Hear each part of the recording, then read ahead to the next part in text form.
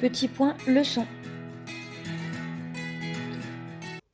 Alors, différentes façons de définir une suite. C'est très important de connaître les deux façons qu'on utilise le plus au lycée pour définir une suite et ne pas confondre l'une et l'autre.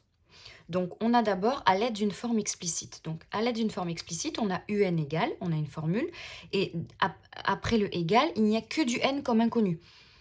Il n'y a que du n comme inconnu, donc on connaît tous les paramètres sauf n. Donc, par exemple, un égale 4n moins 2, il n'y a que n comme inconnu. Et donc, la particularité d'une suite définie à l'aide d'une formule explicite, c'est qu'on peut calculer en un seul calcul n'importe quel terme. Puisque comme il n'y a que n comme inconnu, ça peut un petit peu se ramener à une fonction. Donc, U100, on remplace le n par 100 et on trouve tout de suite en un seul calcul combien vaut U100. U385 par exemple, on remplace le n par 385 et on calcule et on trouve U1000, etc. Donc en un seul calcul en remplaçant n par l'indice, par 100, par 385, par 1000, etc., on trouve facilement le résultat. Donc dans les exemples à la suite, on va regarder. Ici, on a un égale et ici, il y a 6n plus 8, donc il n'y a que n comme inconnu. Donc c'est une formule explicite. Ici, Vn égale 4n carré moins 8n plus 1, on n'a que n comme inconnu, donc c'est une formule explicite. Ici, Wn égale 6n plus 1 sur 3n plus 2, nous n'avons aussi que n comme inconnu, donc c'est la formule explicite.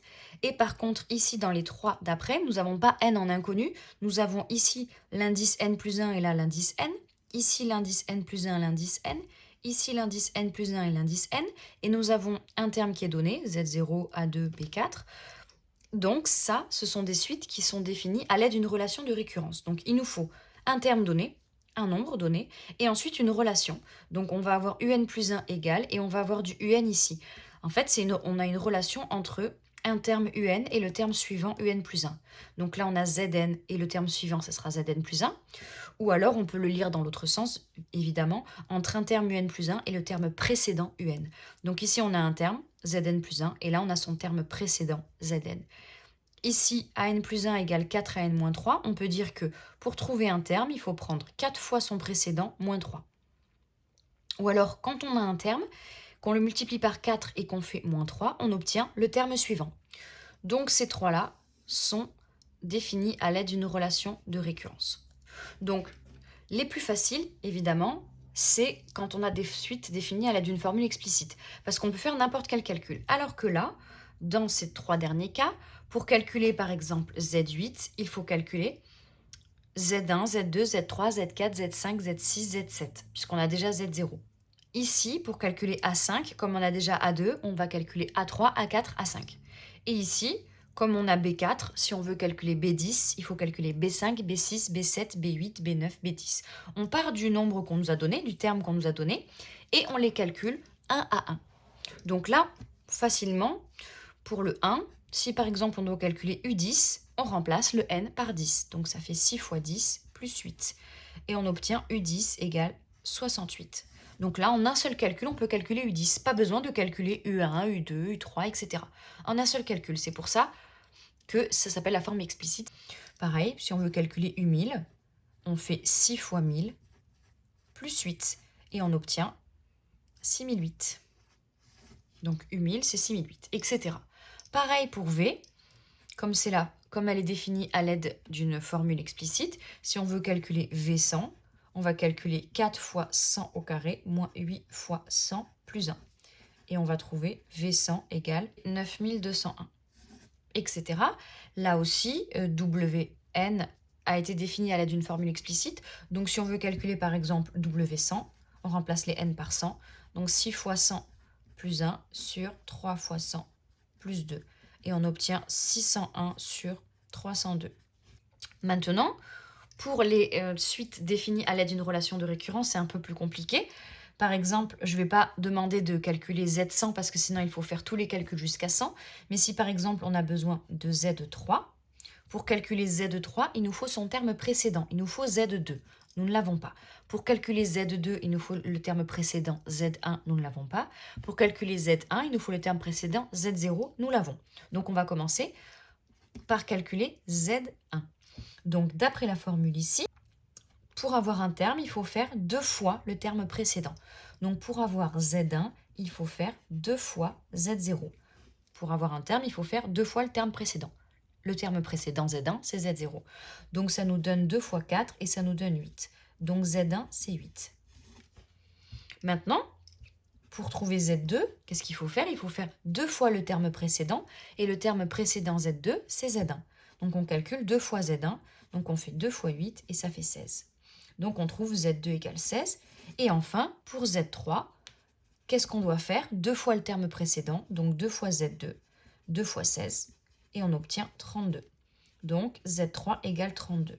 Donc dans la suite définie par Z0 égale 4 et Zn plus 1 égale 2Zn, chaque terme est calculé en doublant le terme précédent. Donc Z0 égale 4, on double, Z1 égale 8, on double, Z2 égale 16, on double, Z3 égale 32. Et on fait au fur et à mesure, et on fait tous les calculs 1 à 1 pour arriver jusqu'au terme qu'on doit calculer. Ici, j'avais demandé Z3. Pour le 5, si on nous demande de calculer A4, on part de A2, on connaît déjà A2. Ensuite, on va calculer A3 et A4. Donc, on nous dit que pour trouver un terme, AN plus 1, pour trouver un terme, il faut faire 4 fois le précédent moins 3. Donc, pour trouver A3, il faut faire 4 fois le terme précédent. Quel est le terme précédent A3? C'est A2, 4 fois A2, et ensuite, il faut faire moins 3, d'après la formule. Pour trouver un terme, il faut faire 4 fois le précédent moins 3. Donc, pour trouver A3, on fait 4 fois A2 moins 3. Donc, ça nous donne 4 fois 6 moins 3. Et on trouve 21. Donc, on a trouvé A3. Et comme il nous reste A4, comment on fait pour trouver A4? On fait 4 fois le précédent moins 3. 4 fois le précédent terme avant A4, c'était A3. Donc, on fait 4 fois A3 moins 3. Donc, ça fait 4 fois 21 moins 3. Et on trouve 81. Donc, on a réussi à trouver A4. Si on devait calculer A5, on ferait 4 fois 81 moins 3. Si on devait calculer A6, on ferait 4 fois A5 moins 3. Si on devait calculer A100, on ferait 4 fois A99 moins 3. 4 fois le précédent moins 3. Grâce à cette formule, avec le mot suivant et précédent, on arrive à calculer 1 à 1 les termes. Et enfin, le dernier, Bn plus 1 égale Bn plus n moins 7. Si par exemple, on nous demande juste de calculer B5, vu qu'on a déjà le terme d'avant, B4, on n'a qu'un seul calcul à faire ici. Donc, pour trouver B5, on nous dit que pour trouver un terme, il faut faire le précédent plus n moins 7.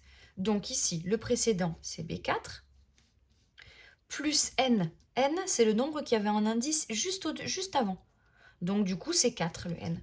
Donc on fait B4 plus 4 moins 7. Et ça nous donne B4, on nous donnait que c'était 8, donc on fait 8 plus 4 moins 7. Et on trouve 5. Voilà, nous avons vu différentes façons de définir une suite. Il faut bien faire la différence entre une suite définie à l'aide d'une formule explicite, c'est beaucoup plus facile à calculer, et une suite définie à l'aide d'une relation de récurrence.